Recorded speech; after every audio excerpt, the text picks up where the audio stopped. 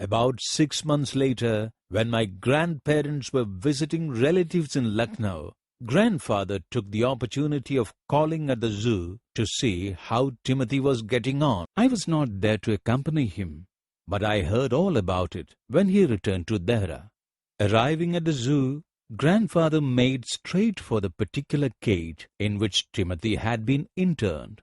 The tiger was there, crouched in a corner, full grown, and with a magnificent striped coat. "Hello, Timothy," said grandfather, and climbing the railing with ease, he put his arm through the bars of the cage. The tiger approached the bars and allowed grandfather to put both hands around his head. Grandfather stroked the tiger's forehead and tickled his ear, and whenever he growled, smacked him across the mouth, which was his old way of keeping him quiet. He licked grandfather's hands and only sprang away when a leopard in the next cage snarled at him. Grandfather shooed the leopard away, and the tiger returned to lick his hands.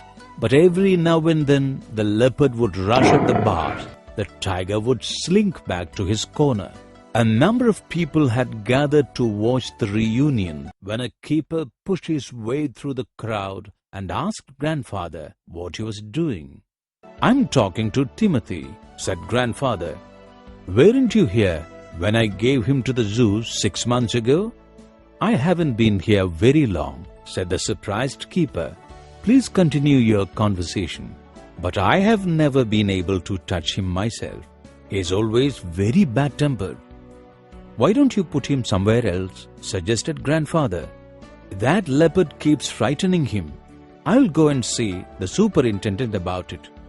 Grandfather went in search of the superintendent of the zoo, but found that he had gone home early, and so, after wandering about the zoo for a little while, he returned to Timothy's cage to say goodbye.